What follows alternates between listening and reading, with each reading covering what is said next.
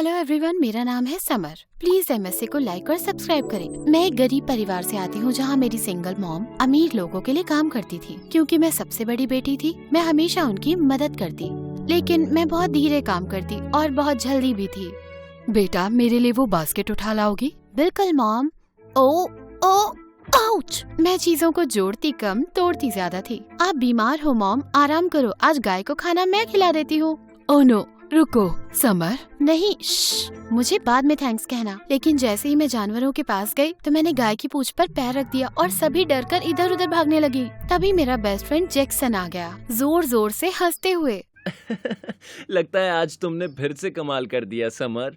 चुप रहो और मदद करो। कई सालों से जैक्सन का परिवार पड़ोस में रहता था और हम काफी गरीब हो गए थे। और क्योंकि वो एक बहुत बड़ा जीनियस था, वो मेरी पढ़ाई में मदद करता और मैं बाजू में बैठकर सो जाती। स्कूल में सारी लड़कियां उस पर मरती थी और मेरे पास आती कि मैं उनकी सिफारिश लगाऊं। क्या ये चॉकलेट्स जैक्सन को दे दोगी? उसे कहना मेरी पार्टी में आए। नहीं, मुझे पढ़ाई करनी है, तुम खा लो सारी। सच में लड़कियां मुझसे नफरत करती क्योंकि मैं उसकी फेवरेट थी और मुझे भी वो बहुत पसंद था। वो काफी मेहनती था और काफी पार्ट टाइम नौकरियां करता अपनी मॉम की मदद करने के लिए, जो अक्सर बीमार रहती। एक दिन मैं उसकी मॉम का हाल जानने गई और मुझे वो वहाँ देखकर हैरान हो गया। समर, तुम यहाँ क्या कर रही हो? मैं जानती थी तुम आज देर तक काम करोगे तो मैंने सोचा तुम्हारी मदद कर दूं।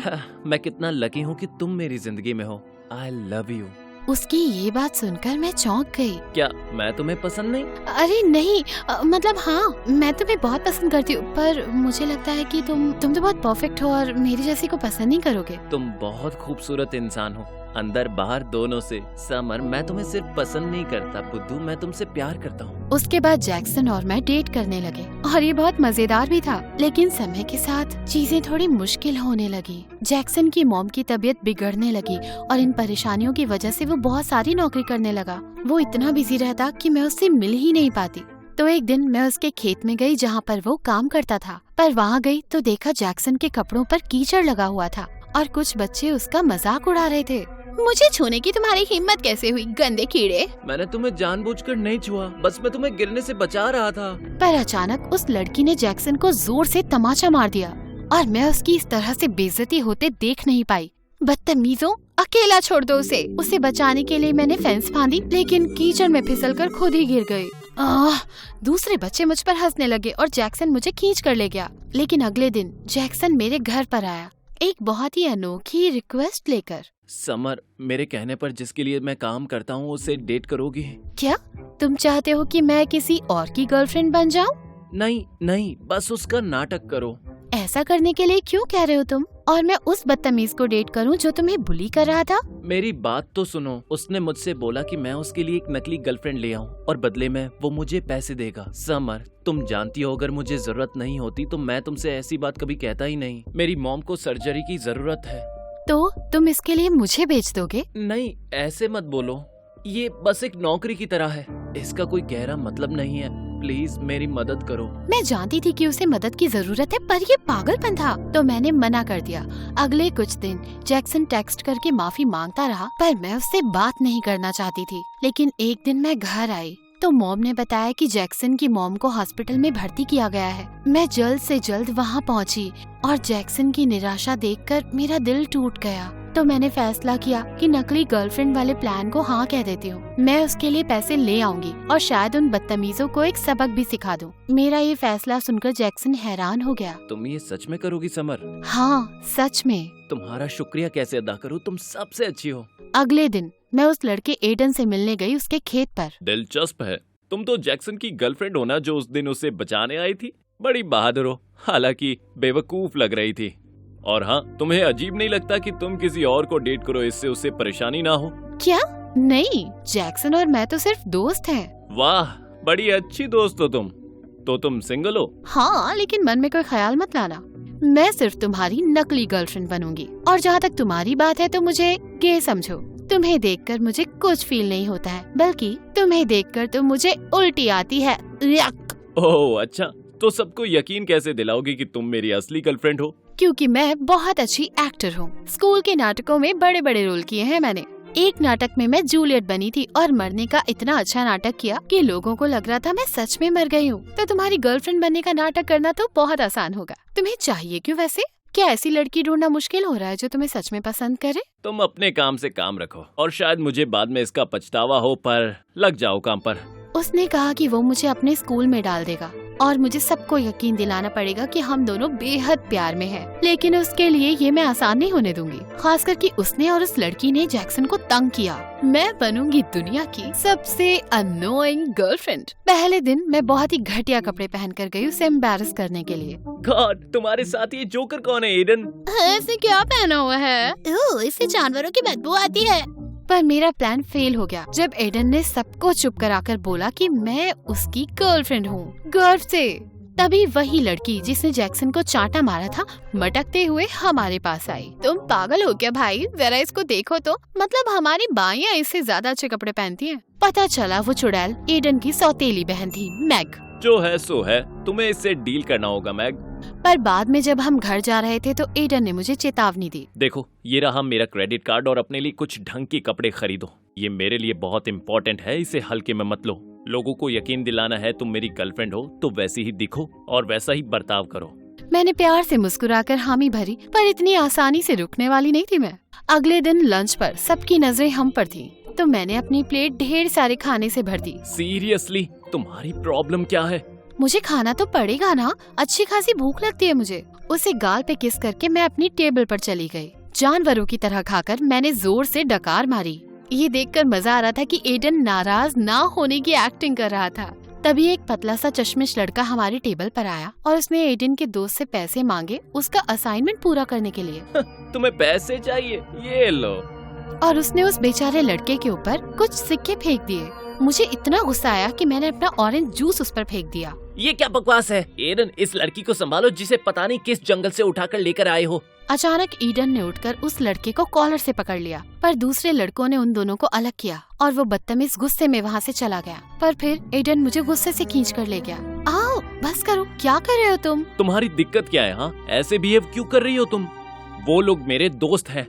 वो बदतमीज हैं और तुम भी हो, लेकिन मैं ये पहले से जानती हूँ। और तुम्हारी जैसी अमीर बिगड़ी औलादों से नफरत है मुझे, गरीबी से भी और इस बात से भी कि तुम्हारी गर्लफ्रेंड होने का नाटक करना पड़ रहा है। ओ बस करो, तुम्हारी गरीबी के भाषण से मुझे कोई मतलब नहीं। तुमने एक काम करने के लिए हाँ कहा है तो ऐसी गर्लफ्रेंड बनने का नाटक करोगी तुम जो मुझे खुश करने के लिए मरे जा रही है। और मैं जानता हूँ तुम ऐसा इसलिए कर रही हो क्योंकि तुम्हारे दोस्त की माँ बीमार है और इनका इलाज बहुत महंगा है। वो इसके पैसे नहीं दे पाएगा, भले ही अगले 5-6 साल लगातार काम करे। अब तमीज में रहो वरना नौकरी से निकाल दूंगा।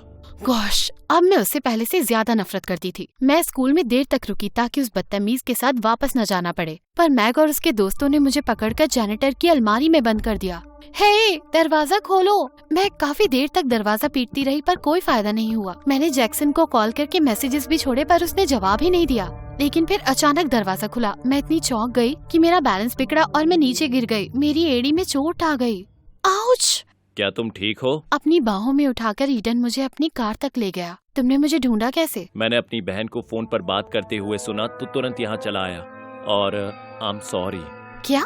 वो मेरी वजह से तुमसे ऐसा बर्ताव कर रहे हैं और पहले जो कहा उसके लिए भी माफी मांगता हूँ। मैंने अच्छा बर्ताव नहीं किया और अगर ये प्लान काम नहीं किया तो मैं बर्बाद हो जाऊंगा। क्या मतलब? मेरे डैड चाहते हैं मैं उनके बिजनेस पार्टनर की बेटी के साथ मंगनी कर लूं, पर मैं एक म्यूजिशियन बनना चाहता हूं और किसी ऐसे के साथ होना चाहता हूं जिससे मैं प्यार करता हूं। किसी बिजनेस डील का हिस्सा नहीं बनना चाहता। तो मैंने झूठ कहा, उनसे कहा मैं किसी और से प्यार करता हूं, पर अब वो उस लड़की से मिलना चाहते हैं, इसीलिए मैंने तुम्हें नौकरी पर रखा। मैं बता सकती थी कि वो काफी मुश्किल में लग रहा था, तो मैंने फैसला किया कि उसे तंग करना छोड़कर एक अच्छी गर्लफ्रेंड बन जाती हूँ। बाद में जब हम घर पहुँचे तो ईडन ने मुझे अपने दरवाजे तक भी छोड़ा अपनी बाहों में, पर जब मैं अंदर गई तो वहाँ जैक्सन मेरा इंतजार कर रहा था। ये तुम क्या कर रही हो समर? तुम्हें उसकी गर्लफ्रेंड बनने का नाटक करना है, ना कि उसकी बाहों में कूदना है। हाँ, मेरी एड़ी में चोट लगी थी, वो मेरी मदद कर रहा था। तुम चल के आ सकती थी। क्या? एक तो मैं ये सब कुछ सिर्फ तुम्हारी वजह से कर रही हूँ और तुम इतना। ठीक है, मुझसे नाराज मत हो प्लीज। मैं बस तुमसे प्यार करता हूँ, थोड़ा जेलस हो गया था, मुझे माफ कर दो।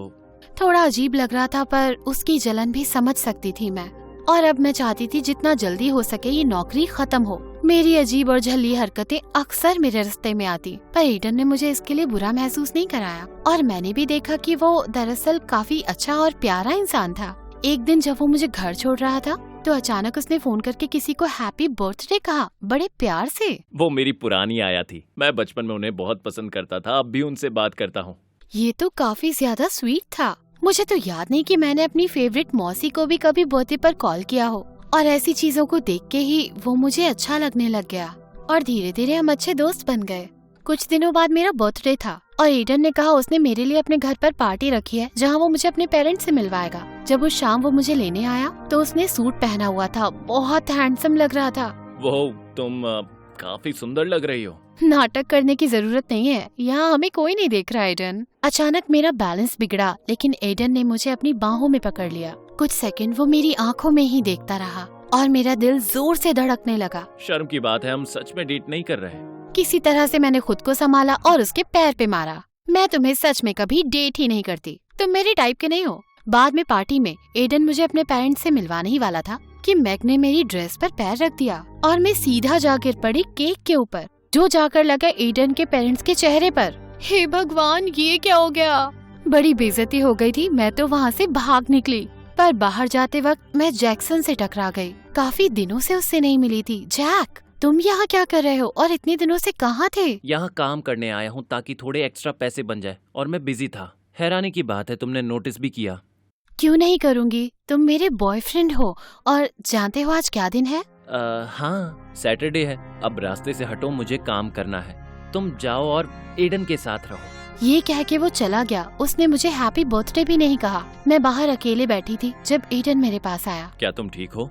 वहाँ जो हुआ उसके लिए माफी चाहती हूँ। नहीं, बिल्कुल नहीं, ये तुम्हारी गलती नहीं थी। तो अब क्या? क्या तुम्हारे पेरेंट्स तुमसे नाराज हैं? क्या मैंने सब कुछ बिगाड़ दिया? हे, रिलैक्स करो। बाकियों की चिंता क्यों करती रहती हो हमेशा? खुद को छोड़कर। लाओ, मैं पोंछ देता हूँ। थोड़े नैपकिन्स लेकर उसने मेरे जूतों से केक पोंछा। वो ये कर रहा था, मैं अपनी नजरें उससे नहीं हटा पा रही थी। अचानक उसने मुझे देखा और मुझे किस करने के लिए पास आ गया। मेरा दिल बहुत जोर से धड़क रहा था, पर मैंने समय से खुद को संभाल लिया और वहाँ से भाग गई। ये क्या हो रहा था? रात भर मैं सिर्फ एडन के बारे में सोचती रही। मेरे दिल में उसके लिए फीलिंग्स आने लगी थी और मुझे बुरा लग रहा था। मैंने फैसला किया कि मैं ये नाटक और नहीं कर सकती और मुझे जैक्सन से बात करनी होगी। पर अगली सुबह मुझे ईडन का मैसेज आया। उसने मुझे अपने घर पर बुलाया था, पर जब मैं वहाँ पहुँची तो ईडन वहाँ नहीं था, पर उसके पेरेंट्स और मैग थे और जैक्सन भी था। देखो तो कौन आया है, फेमस गोल्ड डिगर जो मेरे भाई का फायदा उठा रही है। मुझे नहीं पता तुम ये क्या कह रही हो। हम दोनों एक दूसरे से प्यार करते हैं। ओह सच में? तो फिर ये कौन है? मैग ने बताया कि उसने तुम्हें इसे अपना बॉयफ्रेंड कहते हुए सुना।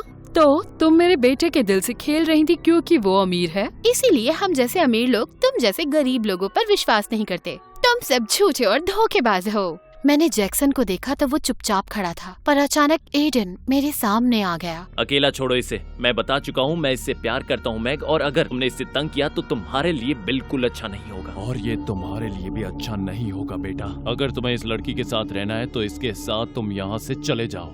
मेरी पहले ही इतनी बेइज्जती हो गई थी। मैं नहीं चाहती थी कि ईडन मेरी वजह से मुश्किल में पड़े, तो मैं वहाँ से भाग गई और जैक्सन मेरे पीछे आया। मुझे माफ कर दो समर, पर हमारा प्लान बिगड़ जाता अगर मैं एडन की गर्लफ्रेंड को बचाने सामने आता। जैक्सन, मुझे लगता है प्लान पहले ही बिगड़ चुका है। एडन का परिवार मुझे उसकी गर्लफ्रेंड अब नहीं मानेगा। पर समर, तुमने एडन से इसके पैसे तो मांगे हैं ना, इन सब का कुछ फायदा तो होना चाहिए। मैं अपने काम में कामयाब नहीं हुई तो मैं उससे पैसे नहीं मांगना चाहती। मैं तुमसे कहने वाली थी कि ये सब खत्म करते हैं। क्यों? क्योंकि कल रात एडन ने तुम्हें किस किया। क्या? किस होने से पहले मैं वहाँ से चली गई थी, पर तुम्हें लगा मैंने किस किया? और फिर भी तुम इस नाटक को बंद नहीं करना चाहते थे? तुम्हें मेरी परवाह है भी? ऑफ कोर्स तुम्हारी परवाह करता हूँ समर। तुम्हें लगता है अब मेरे लिए आसान रहे अपनी गर्लफ्रेंड को उसके साथ देखना, पर तुम जानती हो हमें पैसे की जरूरत है। हमें नहीं, तुम्हें है। वो तुम हो जिसका पैसों को लेकर दिमाग खराब हो गया है। अब लगता है मैं तो तुम्हें ठीक से जानती भी नहीं हूँ जैक्सन। मुझे अकेला छोड़ दो, सब खत्म। क्योंकि तुम्हें प्यार हो गया है उस अमीर नवाबजादे से, है ना? अब मैं तुम्हारे लिए काफी नहीं हूँ, है ना?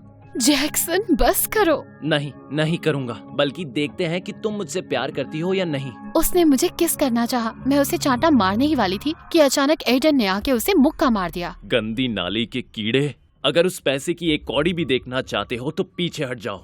एक पल तो जैक्सन गुस्से में वहाँ खड़ा रहा, फिर चला गया। मुझे यकीन नहीं हो रहा था। तो जैक्सन है तुम्हारा बॉयफ्रेंड? तो क्या हुआ, तुम्हें इससे क्या फर्क पड़ता है? मुझे फर्क पड़ता है समर। तुम इस बदतमीज से बेहतर डिजर्व करती हो जिसने अपनी गर्लफ्रेंड को बेचने से पहले एक पल भी नहीं सोचा। मैं जानती थी कि वो सही था, पर मुझे शर्म आ रही थी ये मानने से। अगले कुछ दिन एडन मुझे कॉल करता रहा, लेकिन मैंने जवाब नहीं दिया। जैक्सन ने तो कॉल ही नहीं किया। पक्का उससे पैसा मिल गया होगा। फिर कुछ समय बाद मैं कॉलेज के लिए निकल गई। मैंने सबसे अपना नाता तोड़ दिया। पर कुछ महीनों बाद मैं अपने कॉलेज कैंपस में चल रही थी कि एक जानी पहचानी आवाज सुनाई दी। अच्छी लग रही हो समर। एडन, तुम यहाँ क्या कर रहे हो? तुम्हें ढूंढने आया था।